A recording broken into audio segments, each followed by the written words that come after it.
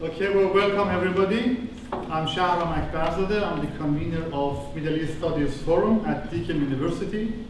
It's a great pleasure today to be chairing this session with Dr. Tezcan Gümüş, who has just completed his PhD. He's very fresh. I think I met Tez over 3 years ago or so when he started coming into Deakin, talking to us, to my colleague, Dr. David Tittenslohr, who's acting as the main principal supervisor for his thesis. So I was very happy to be involved in a little way, in a small way, part of his journey and his success story. Obviously, what he is researching and what he has done is quite topical. It has been topical for many, many years, in fact. I didn't plan it that way, though. So Turkey became a sexy topic while I was doing it. So. I think you had foresight. You had foresight, my man. You knew what was to come. And he actually had some personal experiences doing his field work, where the coup happened and everything was going to fall apart. So quite a few hairy experiences during his studies. But we're very glad that he has made it through. He is here with us. The examination process went like a dream. He was approved with no revisions or changes to his thesis. So congratulations again, Tez. Well, that's all thanks to my strong supervisory team who just pushed me to. He is also very modest. He's a very modest man. Kudos to you. So we were very fortunate to be part of the graduation ceremony last week, in fact. Tuesday, yes. Tuesday. So we can legally call you Dr. Tezcan Gumus. It's not a mistake anymore. It's not a mistake, not a typo. It is a doctor, yes. There you go. Ah, fantastic. That was you, Tez. Well, yeah, that's the night. That is the night. And we're very, very fortunate to be part of the celebration. So, today, Dr. Tezcan is going to talk to us about his research, the challenges of democracy in Turkey and Middle East, beg your pardon. I'll get to You'll get to Middle East as well. Yeah, I'll get to its application. Yeah. So, and I think it's quite fortunate again that when Tez is giving us his take and his interpretation on the role of the elite and the political system and the party system in Turkey and how that plays in to strengthen or undermine democracy in Turkey. We have actually had this election happening in Istanbul, which is quite promising and quite significant. Tez tells me that he doesn't have anything on the Istanbul election in the presentation, but of course, he is more than happy to talk to us. Yeah, I definitely will. I'm happy to have a chat, open discussion with the election results. But yeah, I just thought this is the focus, and I sort of started preparing notes based on my thesis. So there was no need to sort of go outside the bounds, given that it would actually confuse me. So for my sake, I sort of kept it very narrow. So with that quick introduction, the floor is yours, Tez. All the best. Oh. Did you want to have a word as well?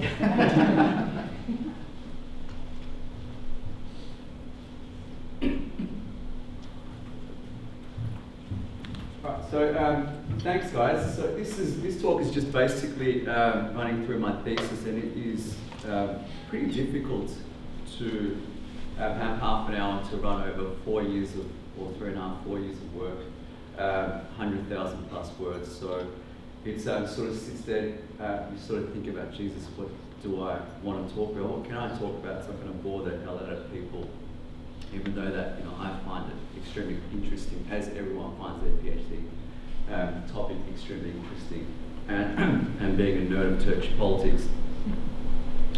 So I guess how do I arrive at this thesis is, is it just this? Sorry. It's worn out, so I can see. So, I guess the outline of this talk is this. I'll run you through the journey of this talk, the theoretical framework, how I arrive at the puzzle, the theoretical frameworks, the political leaders, so the names of the leaders and the eras that I looked at to show a pattern, and the findings of intra-party and inter-party and / government. So I just basically will be providing salient themes rather than going through every single political leader and go, this is what they did, this is what they did, this is what they did, or else it's just we'll be here for probably another 3.5 years. Or it will take another consecutive round of lectures to go over each leader. So I sort of give you an overview of the themes, commonalities between the leaders, and also we'll pick at some examples too as we go along. So I won't get too heavy into details, but given that we've only got half an hour. Oops. So I guess the background of this is, a lot of people like myself of Turkish background and grow up in highly politically active or engaged families. So we know that throughout our life that Turkish politics has always had a high level of instability, and there's always been strong levels of crisis. Main points of these are being the 3 military interventions, direct military interventions in 60, 71, 80. And then what we call the soft core post-modern coup in 97. So this is before, obviously, when I came to these questions, before the attempted coup in 2016 in July.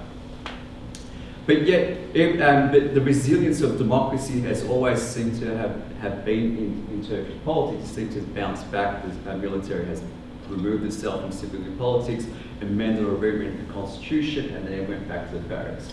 So there's always been this changing continuity, this holding pattern of function, but there's always a persistence of democracy. And it's happened over 70 years since the first free and fair election in 1950 on until now. So 70 years of multi-party politics. But yet what this says is that Turkish politics democracy has been able to consolidate in these 70 years. So that was my question is, okay, why after 70 years that Turkish politics is still going through these regular cycles of crisis? So that was my main question starting off with this. I guess what I found in the lit review was that there was no longitudinal studies, so no historical studies that had tried to join the dots. And also that what was found in the literature and in books was that leaders were always pinpointed a lot of the time as being the main drivers. So it was a lot of personality clashes in Turkish politics. So I thought, okay, there's something here, but no one's really sat there and actually unpicked it what's the impact of these leaders have been on democracy itself.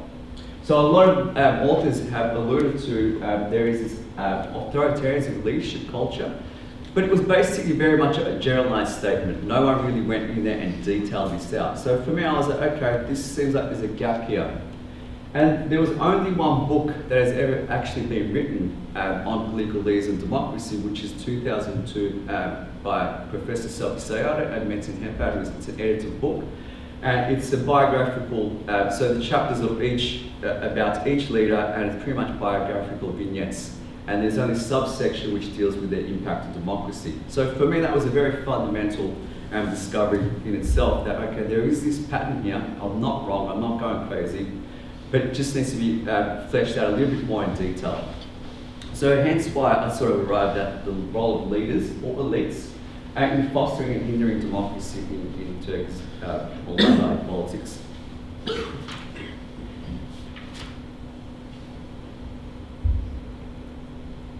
So we will look at theoretical frameworks, so to now go into theories, and there is not this one overriding fact about elites and democracy. But what you find is when you read the democratic literature or democratic studies or literature on democratisation, some authors do pinpoint leaders at certain points. So we can look back at someone like Rushdov's transition to democracy, where he says at step one you need absolutely a consensus and compromise and agreement by leaders or elites to transition to a democracy. So when you look at other authors would say, well, and you also the next step is you need, once transition happens, that you need elites, the leaders play a strong role in sustaining that democracy, and then also in consolidating democracy itself.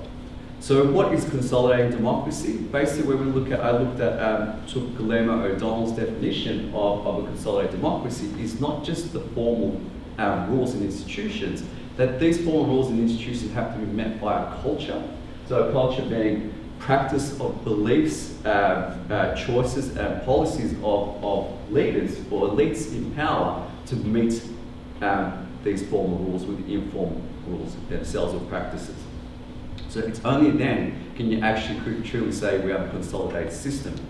That yes, in theory, so what this says is that in theory you might have the best constitution, the most liberal constitution, but if the political class isn't willing to play by these rules, then those constitutional arrangements or institutions do erode very slowly.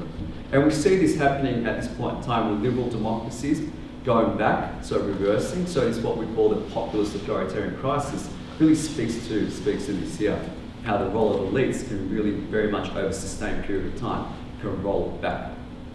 So this really sits between this structural versus leader-centric or actor-centric discussion on democracy or democratisation, where I firmly sit within, I guess, the leader-centric or agent-centric view of it, that leaders are key to driving democracy or its failure as well.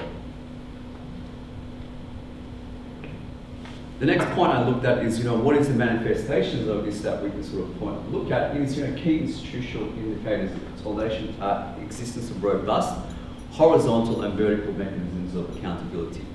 So that being strong independent judiciary, strong parliament, strong free and fair elections, and then also we have strong civil societal actors, media that obviously keeps leaders and political elites accountable.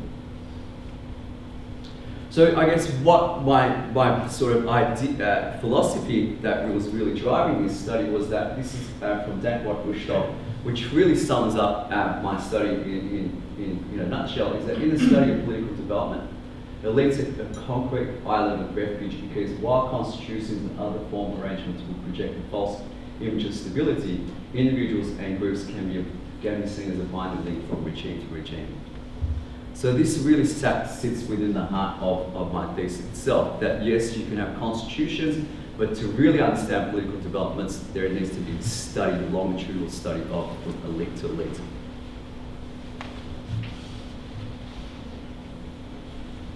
So two key democratic norms and practices that I focused on was mutual tolerance and institutional forbearance. So these come out of, I guess, Levitsky and Ziblatt's current book on how democracies die, where they pinpoint these two key norms as being pivotal to whether sustained democracy or democratic reversal. So these need to be fully consistently adhered to. So mutual tolerance, I guess, when we break it down, is acceptance of political outcomes as positive and not zero sum. So they're not driven by particularist outcomes or aims. Competing parties accept that all sides have a right to exist, compete for power and govern. So the freedom of opposition to act out its role. And the institutionalization of consensus and compromise. So this constant, always going back to consensus and compromise driven politics. And the second one is institutional forbearance. So where forbearance is strong, the elites don't use their institutional prerogatives to push the bounds of the system in an effort to play for keeps.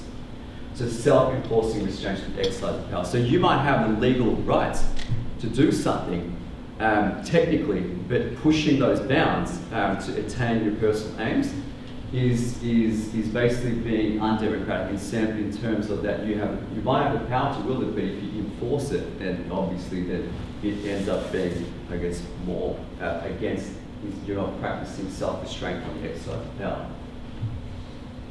So I guess the scope of my thesis really is, I guess I've given down the chapter breakdowns. I'll look at the very first, the key leaders who reached their peaks of political power. So the timeframes we've chosen specifically as they represent both democratic breakdowns marked by the three major coups, so 60, 71, and 80, and critical political junctures for the following periods. So these periods offer a clear end point from one democratic era to the next and present defined blocks of comparative analysis of prominent civilian leaders that dominate each phase. So what we see is 1959-60, Adnan Menderes and Celal Bayar as the Democratic Party era of governance over 10 years. And then after that we have Süleyman Demirel, where he governed from 65 to 71 as a Prime Minister, and then 1971 to 1980, where there was a contest between these two leaders, Demirel and Bülent Ecevit. 80 to 93, Turgut Özal, and then 93 to 2002, I concentrate on these three leaders there, and 2002 onwards, Recep Tayyip Erdogan, which he took up 2 chapters. So, given that he's been the most lengthiest of leaders, and pretty much has a lot of material to sort of pick out. So hence that was the outline. So you can see that it's pretty much it covers the key political leaders of those 70 years. So the aim of this was to draw, I guess, a continuous red line, so salient patterns that we can draw from, starting from Adnan Menderes and ending with Recep Tayyip Erdogan for this thesis. So what, I guess in summary, what I found was that there is this pronounced undemocratic and authoritarian leadership, and in the following slides I'm going to show you how this manifests itself. So this continuous red line authoritarianism that runs through the history of political leaders in Turkey. So given the powers that can wield over the political arena, it means that Turkish leadership, their values, behaviours and actions plays a major role in driving political developments. And I think at the end I'll get to coups and the reasons for coups, or giving for coups as well to Turkey. And I think what's really important is this is beyond the secular military Islamist secular Islamist divide that we constantly, a lot of people use to frame this very binary looking analysis of Turkey. I think this, I think it's very rigid as well. That this, when we look at all these leaders who are left, right, secular, Islamist, centrist, all have a very strict patterns of authoritarianism in their leadership styles. So this historical perspective, is selected to contextualize and draw out these important continuities.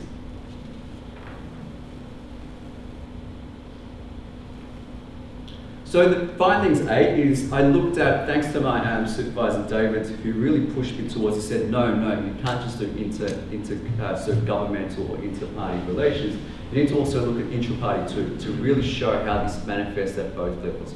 And the reason for this is that when we look at democratisation or theories of democratisation and democratic consolidation, party institutionalizations and intra-party democracy are fundamental to consolidating democracy. So what happens is, without intra-party democracy, the political parties become a personal vehicle of the leaders themselves, and there's a lack of contestation of ideas and a lack of checks and balances on the leader itself. So what I found is throughout the history of Turkish politics, political parties have been leader-dominated parties. So there's been a strong undercurrent of authoritarianism in political parties themselves. And you can draw, and I can show you, and I'll show you in a couple of slides, how this manifests itself as well. So parties are run like a personal organisation or a fiefdom of leaders in Turkey's multi-party history.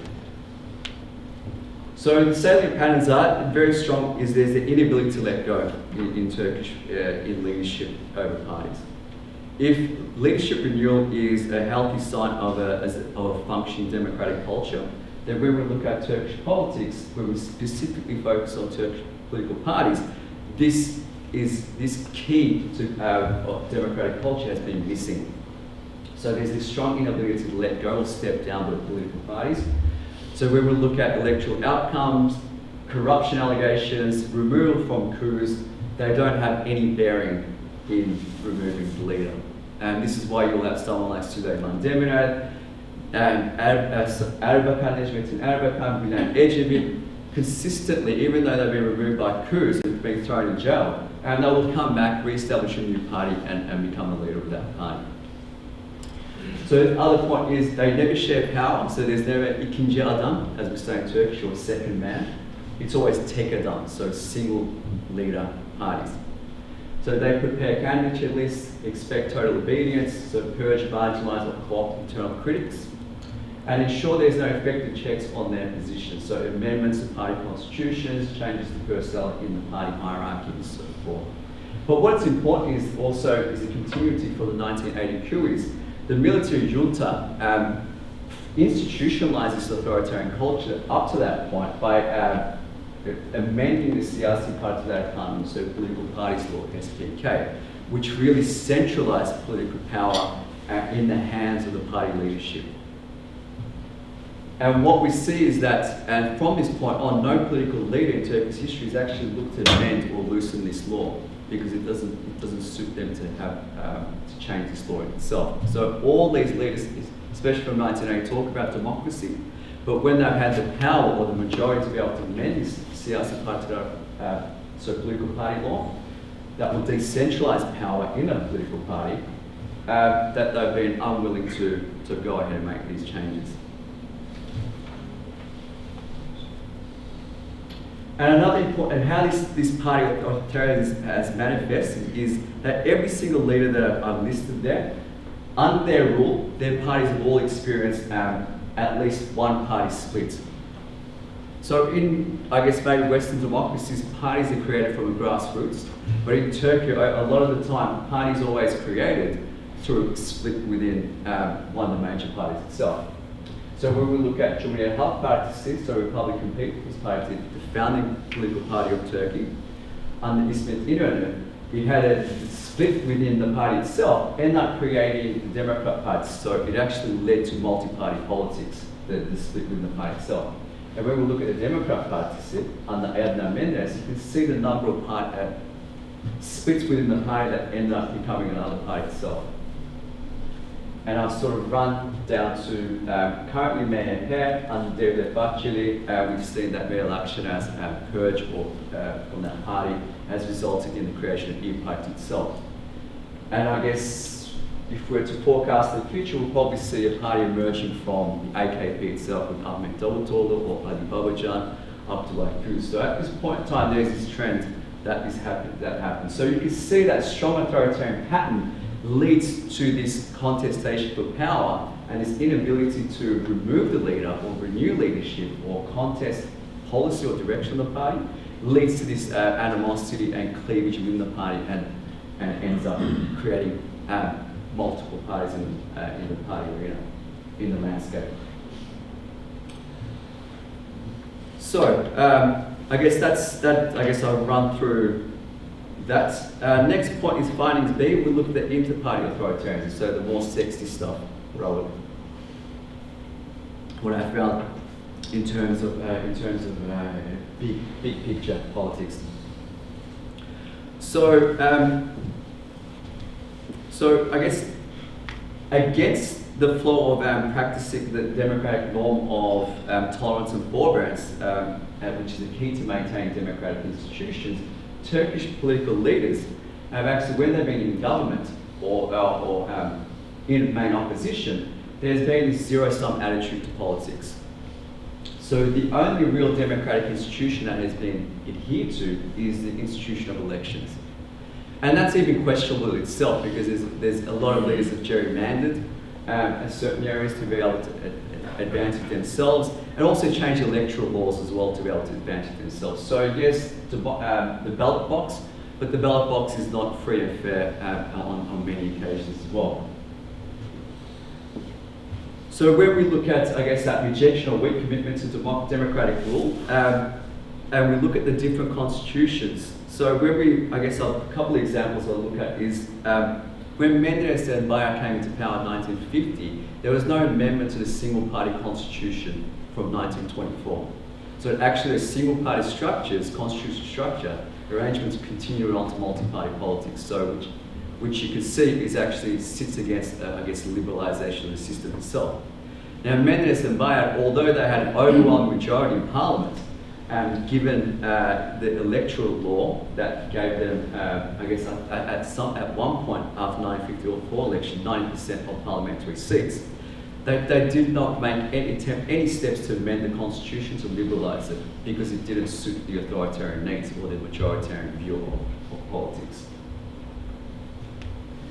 When we look at Demirel in after 1961 constitution, which is seen as Turkey's most liberal constitution, had strong checks and balances on the executive, strong autonomy to civil society.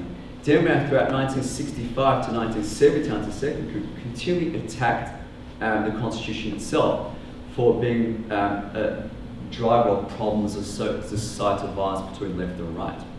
So he completely tried to delegitimize the constitution in its articles, saying that it didn't give him enough executive power to stabilize the system. But yet, when he was in power, he was pushed out by the military memorandum in 1971, and he said that this was against the national will, that he was very quick to accommodate the military junta and the military-sponsored governments, and actually was influenced the rescinding of the liberal articles in the constitution from 1961. He actually was, had a strong hand in curbing civil rights and liberties of unions and so forth. And another thing is he actually used the military's anti-left character to hunt a witch hunt of the left as well.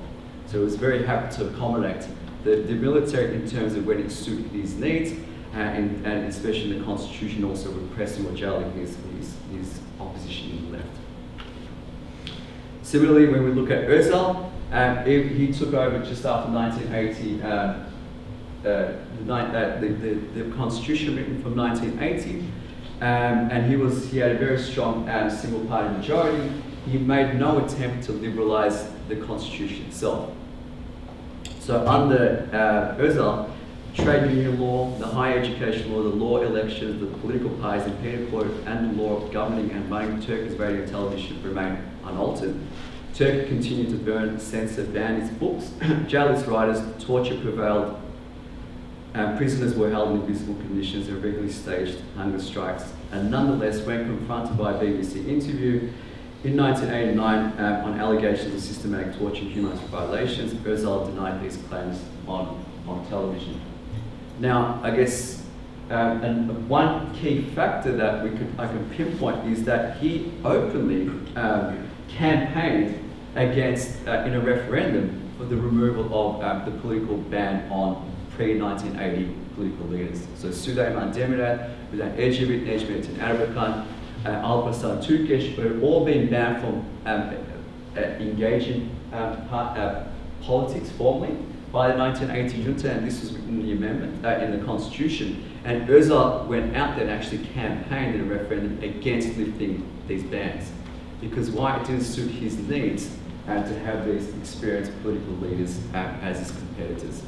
So we can see that that act is one of his main sort of illustrations of his sort of undemocratic or authoritarian character. Yes, I don't deny that Özal had a very bubbly demeanour, but when we look at his achievements when we look at it through a democratic lens, he didn't do much in terms of liberalising the system itself. And especially when he became president in 1989-93, he regularly disregarded the constitutional bounds of the role itself. So he handpicked his replacement as Prime Minister. He also created de facto shadow cabinet, sitting and holding meetings in his presidential offices, and also, he nearly dragged Turkey single-handedly into the first Gulf War, which brought him to head-to-head with the military establishment. And I think this is, I guess, a couple of quotes that I have from Özal, who's displayed a very flexibility towards legal parameters, and is exemplified in a comment where he claimed that the law should not be an impediment to the aims of the government. Or his very famous one he professed that, what does it matter if I violate the constitution for once? So he had a very flexible attitude towards the rule of law. And like I said to him, for him it was about economic reform, not democracy. And for him, and that's hence why he wanted to have a very much strong straitjacket on unions and so forth, because they wouldn't be able to strongly oppose or reject his economic reforms, which was liberalising the Turkish economy. How are we going for time? Sorry. 5 more minutes. Is that it? Wow, I talk a lot. So I guess tell me to an answer as well. So another key, I won't get into any details about this, I'll just give you guys an overview. Like I said, it's really hard to condense 100,000 words into this. So what we look at is there's also, at the same time, this majoritarian or authoritarian culture has looked to bring critical state institutions and mechanisms of accountability under government control and also use a political weapon. So the state is a lot of the times been seen as a partisan, or should be the partisan instrument of the government. The assembly or the democratic spirit of the assembly or the representative character of the assembly has a lot of times been sidestepped.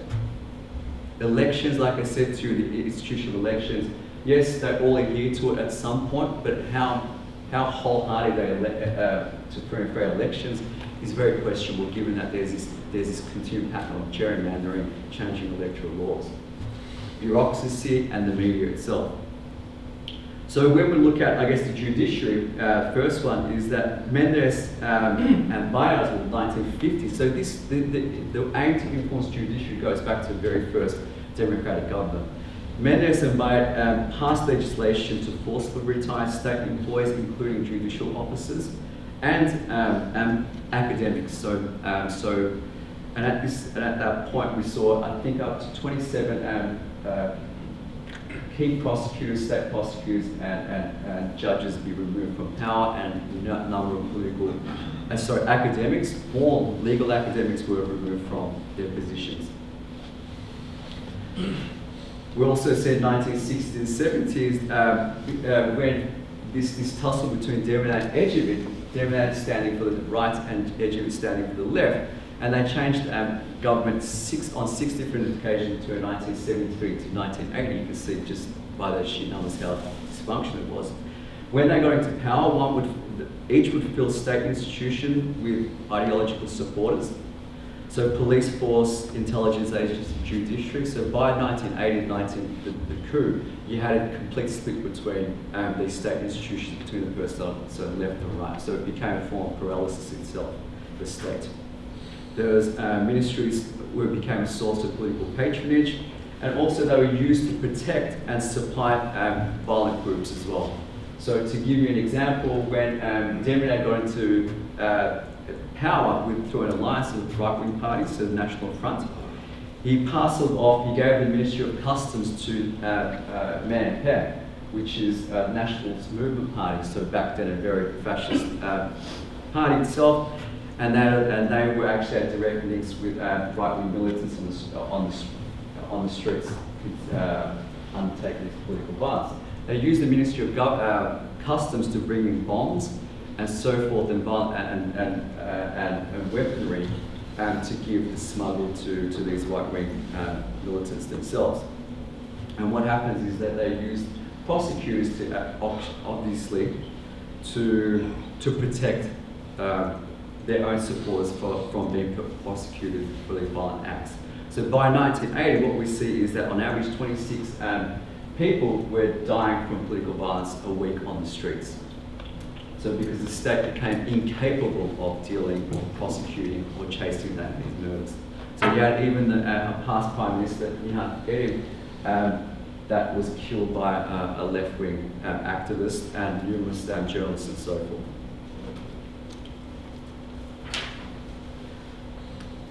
And so forth, and there's many examples I think about this. So the media, I guess, I'm not going to get into Erdogan, we all know the media under Erdogan at this point in time, but the media, again, the persecution of media, we can still stem back to the 1950, so the first democratic elected government of Mendes and with President Bayer.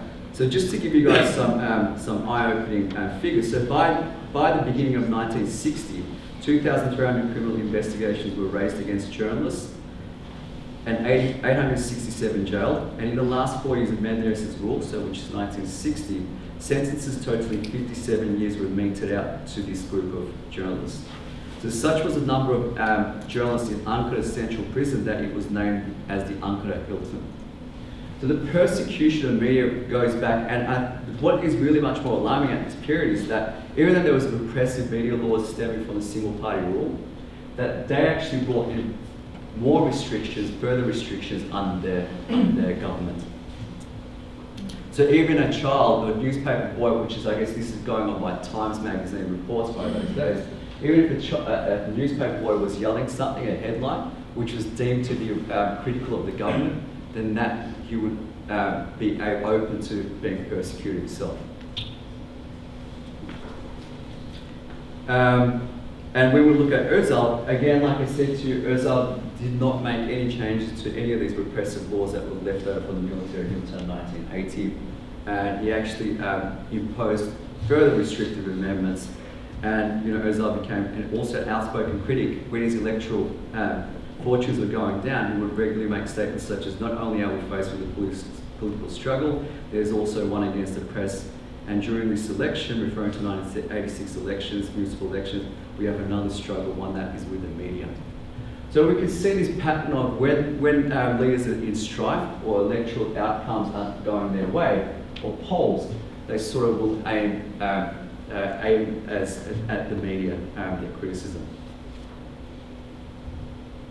So last one, guys, I guess intolerance towards opposition. This shouldn't be any surprise given the discussion up to this point.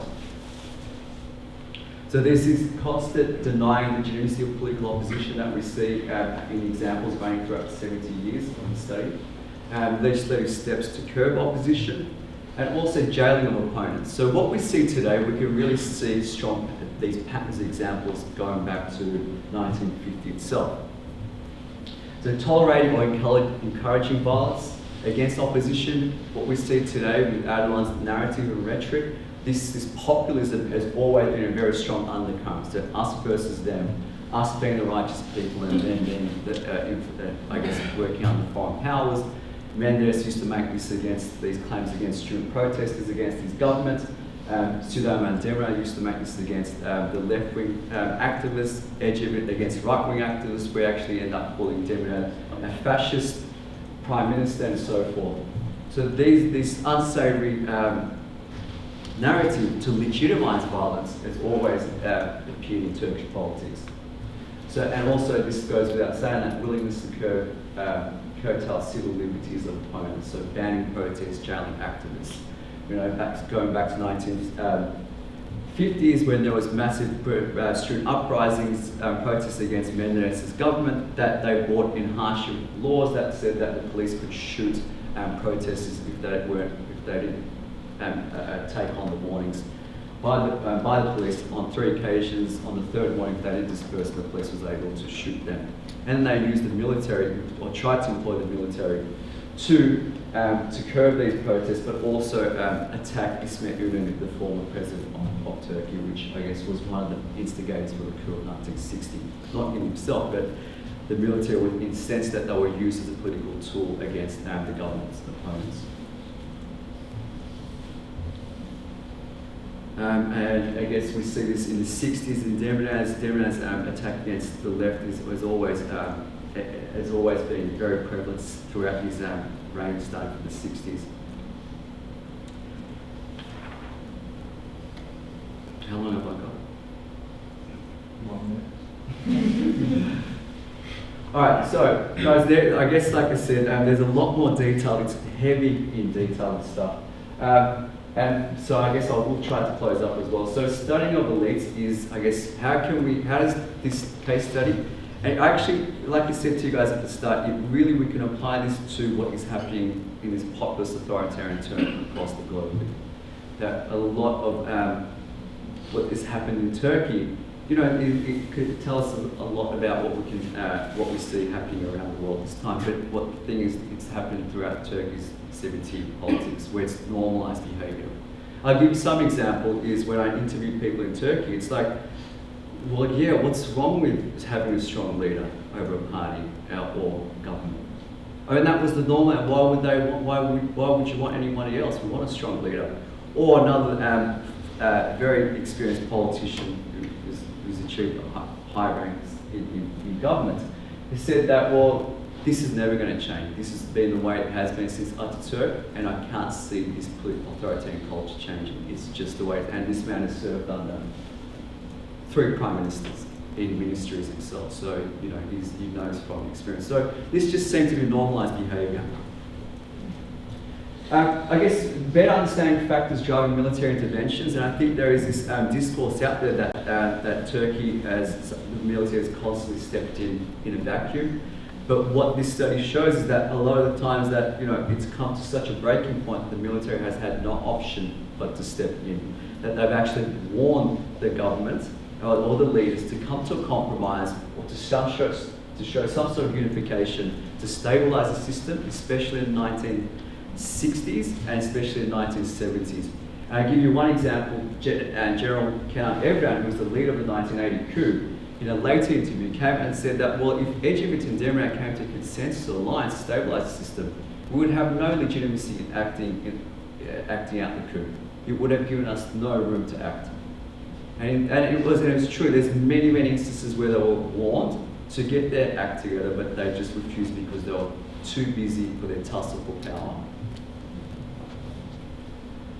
So implications for democracy, guys, what can we take away as a theory? I guess democratic institutions in Turkey are kept weak, even though you have these in theory and embedded in the constitution, that these are kept weak. So they're not robust, they can't act, they're not healthy, they're not independent, they can't hold government to checks a lot of these times. So this also normalised undemocratic policies and legislation. So the banning of HDP co-leaders and 11 other parliamentarians, this actually happened under Çiller when she removed the immunity of 10 pro-Kurdish parliamentarians in the mid-90s and so forth. So I guess this just normalises behaviour. It's the go-to.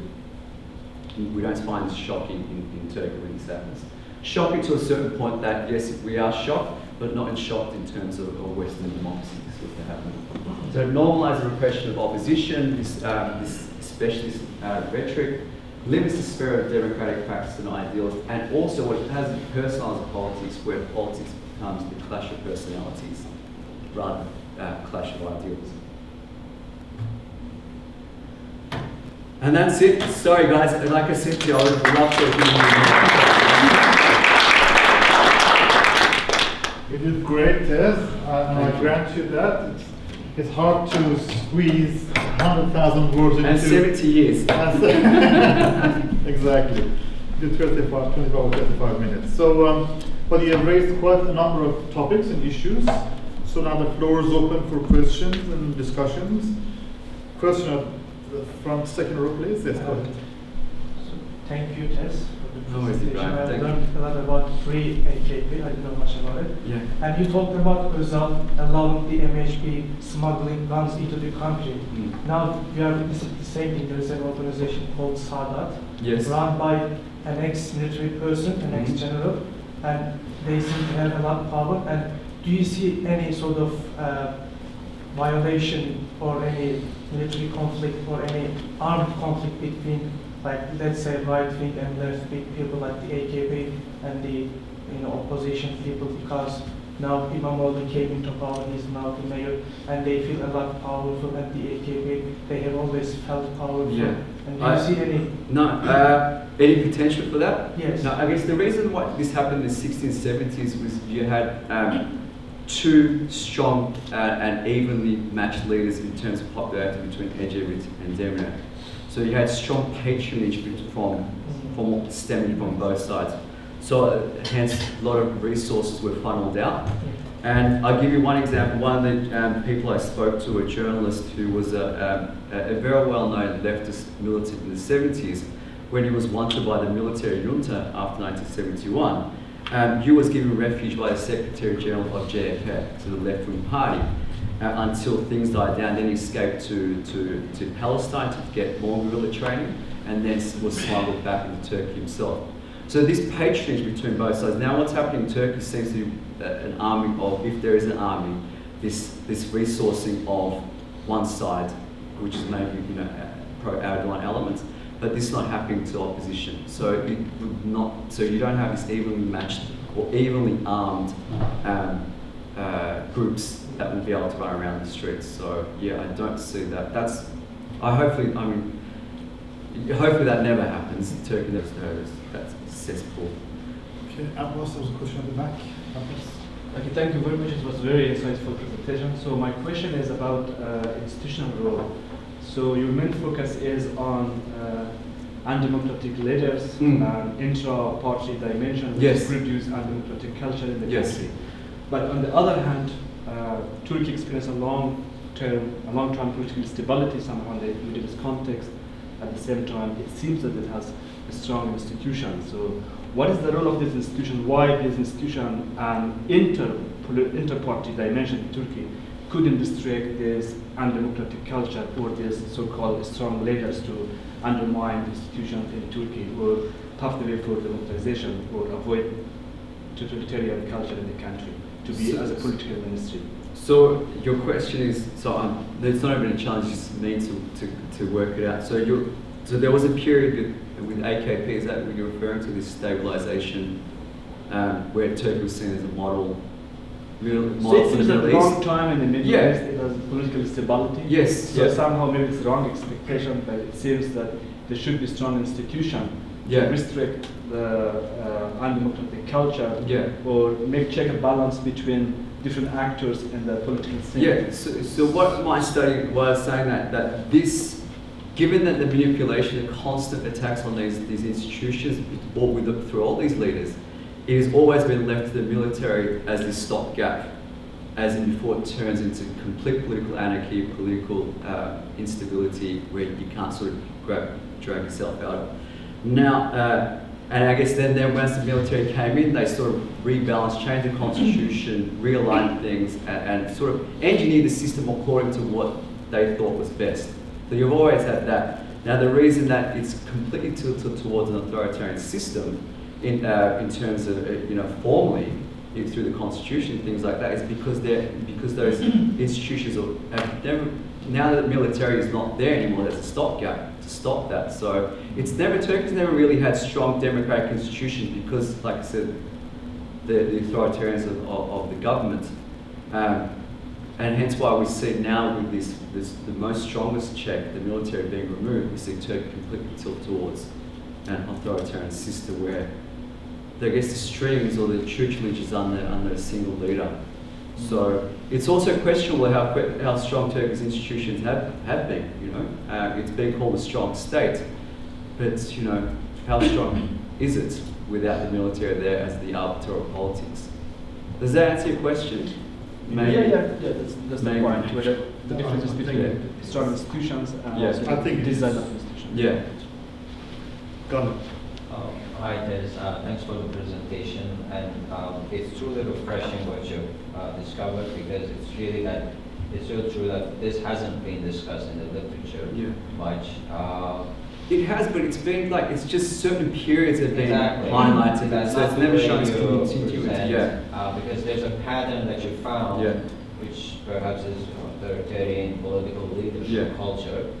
Well, my question is more about the academic argument. Are you claiming that this authoritarian political leadership culture is the main factor behind the failure of democratic consolidation in Turkey? Or? Yeah, that's the thesis, the argument. How do you isolate this factor amongst other factors? Well, there has been and there are currently many other arguments put forward for the lack of democratization, failure of this consolidation. It may start with foreign policy, but foreign interventions, domestic issues, Turkey's particular ethnic problems, religion, broader social culture, for example, because you talk about political culture, but is it any different in Turkish social culture? Like when you go to Turkish family, the gender relations, are they different? Isn't there also an authoritarian system in every other institution in Turkey anyway? So I guess there's two parts to the question. One, and this is where I said a lot of, to study Turkish democracy, there's been a plethora of, throughout many last few decades of what to pinpoint. And this hasn't been pinpointed, and so hence why I looked at theories, theoretical frameworks of the importance of elites, and to show that Turkey's elites have had this strong political power, dominance, and the reasons. And I looked at their behaviour and power, or when at the upper echelons, and how that's impacted into democratic institutions. So that's how I arrived at my final argument. Now, is it an open and shut case? Not at all. I mean, this is what academia is about. Like I say something, then you say I've got a counter argument. So, but this is what I truly believe, and the evidence I've gathered in the thesis remarks on that. Now, why this? I guess the second question is, why does this come up? Maybe, why do we adhere to authoritarianism or this leadership? So, and this is where I sort of pose at the end of my thesis, saying that where does this come from? Is this something to do with the culture, general culture? Because in political sociology and political psychological studies in Turkey, surveys done in Turkey, overwhelming people in society say that they want strong leaders, authoritarian leaders, even in management and administration in companies. They also want powerful husbands. So, and that's well beyond the scope of that. I've posed that for future studies that we need to look at why this cycle constantly comes out and why Turks value these leaders. I mean, guys, you're Turkish, yeah? Azeri. So I guess when we get a more democratic leader, people go, well, he's not strong enough.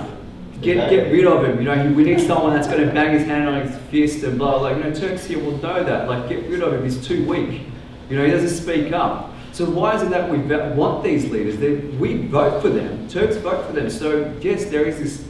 I can't answer that. I'm not sure. But you know, when we look at surveys at the grassroots or on the population actually wants, and also second to that compounds that to more is, when we look at democratic culture at citizen level, it shows surveys that's constantly showing that Turkish people's understanding of democracy is weak.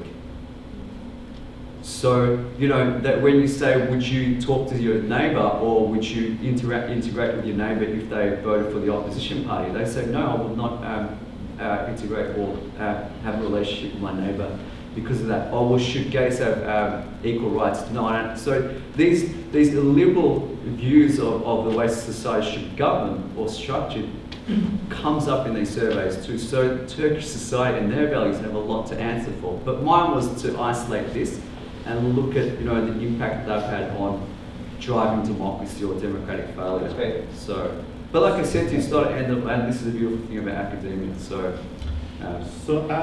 Before we go to the next question, I note that chair's prerogative. I want to stay with political culture aspect a bit more.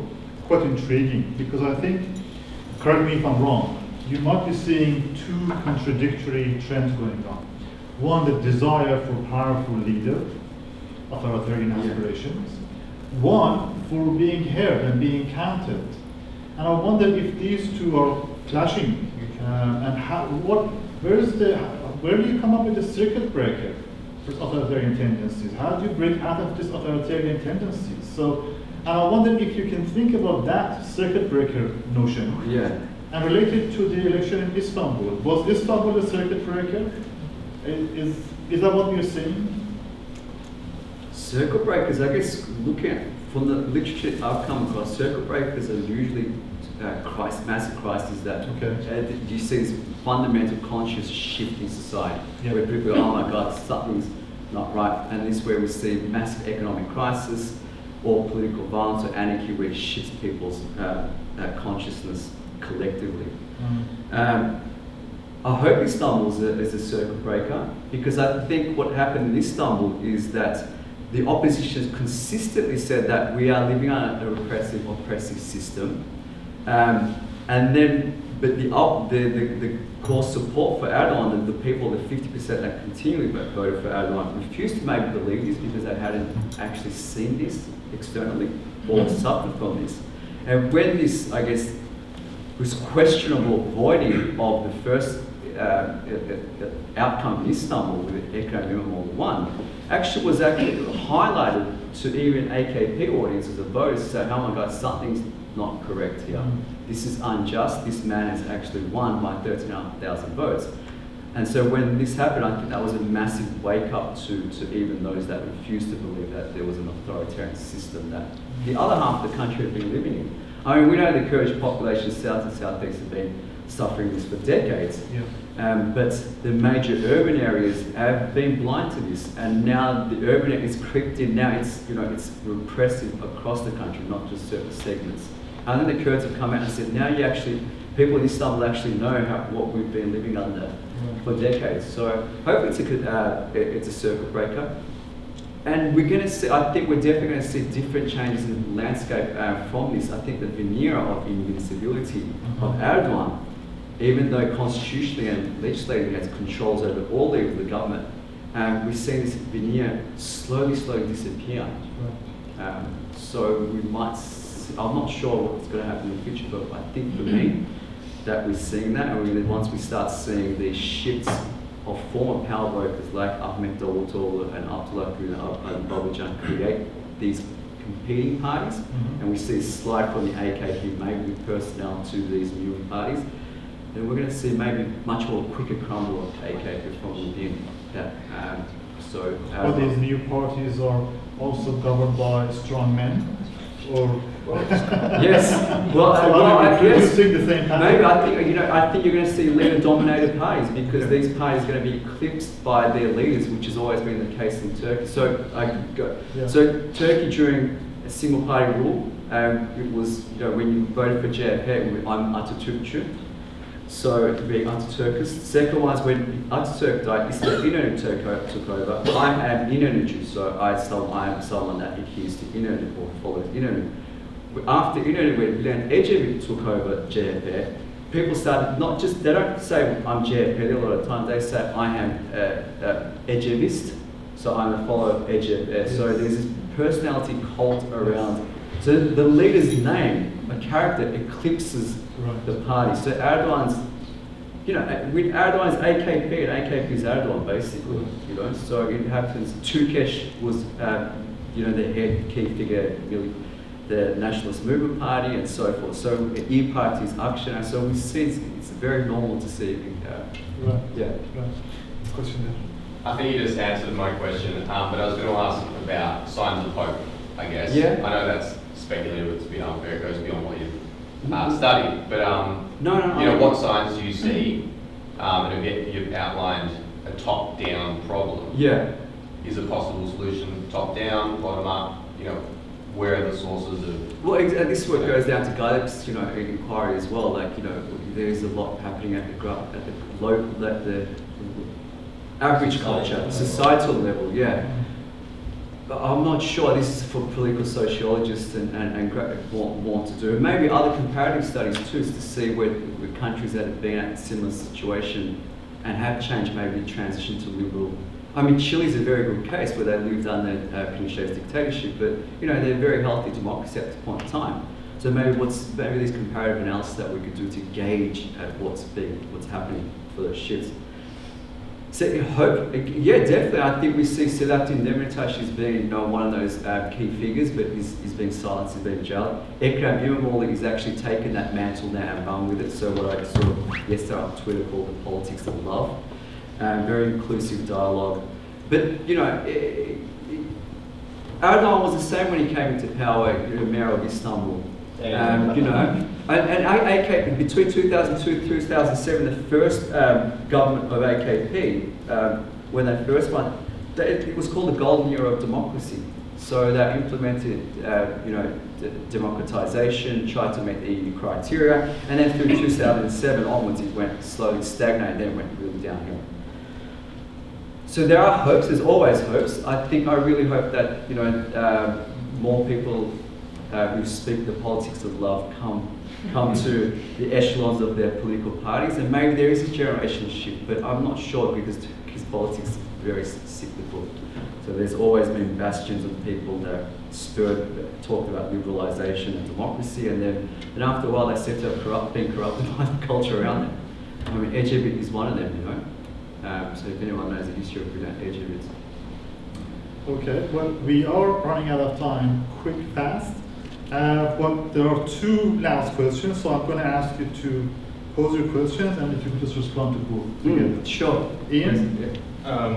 Ian, you can ask me this in private. No, this is actually just one, yeah, of course I can answer in private. This is obviously a lot of the research at the moment. Well, you know, Imamoglu's win, a lot of the analysis at the moment is looking at Erdogan. Yeah.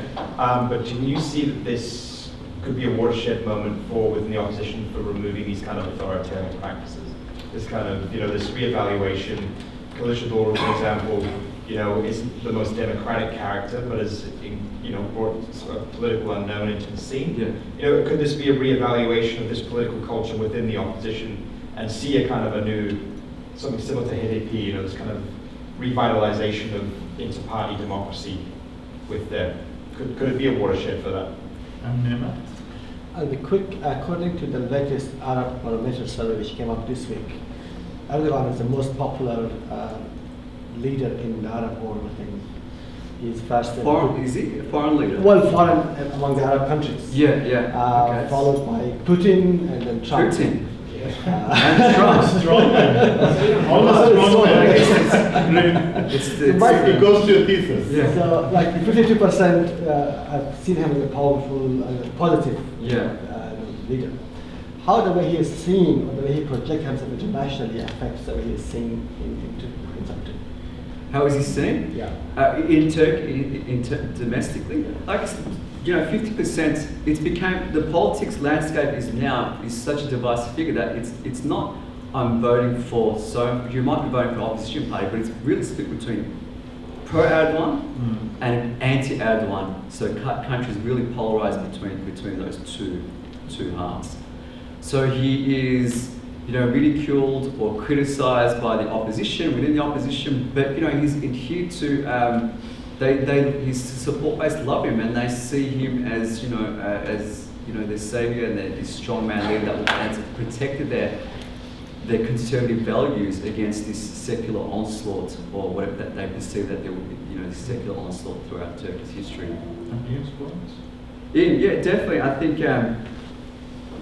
within the governing party itself, I think once they see that those levers or their handle on power and power which equals economic power in Turkey as well, especially with the AKP, that they might be forced to reevaluate themselves. I mean, I just saw an interview with a person in Istanbul, a normal AKP citizen, and she was basically saying that Erdogan needs to reform, re-energize every section, local section and grassroots arms of the party in Istanbul because it's stagnant, it's rigid. There's a lot of level of hubris, she was saying that, because we can't even approach the AKP headquarters anymore because they're so distant from the populace, they're so corrupt. And she was begging that, you know, Erdogan himself will reform this, and so they re-engage with the grassroots again. So we might see this, because there's 4 years to go for the main elections. Lots can happen in Turkish politics, but we might see this reform. But I'm not sure. But definitely the strategy of the opposition is definitely changing, where you see centre-right, centre-left formally ally, and then you have a pro-Kurdish party who is not allied with them, but informally giving their consent and support by not putting up candidates in major cities to go against the opposition AKP, and also saying that, you know, we're supporting Imamoglu at this election, go out and vote for him to their voter base. So we're seeing a slight change in strategy and a character, I guess, in the opposition political landscape too. So Tez has done an amazing job of squeezing 70 odd years and 100,000 words into one seminar. And we are looking forward to seeing all of that in all its glory in a book format. Inshallah. Inshallah, we're all looking forward to it.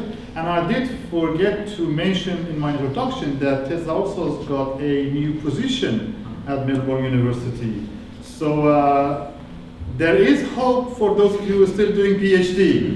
There is light at the end of the tunnel and stars. So please join me in thanking Tez. Thank you for coming as well, guys. It's absolutely fantastic for a young scholar to have a room full of people engaged. Hopefully you're engaged. But yeah, I'm more We'll than have you happy to- again. Yes, thank you. More than happy to come back because I've cut my teeth here. Definitely, for 4 we'll years. have you again. Thank you, everybody. Thanks, guys.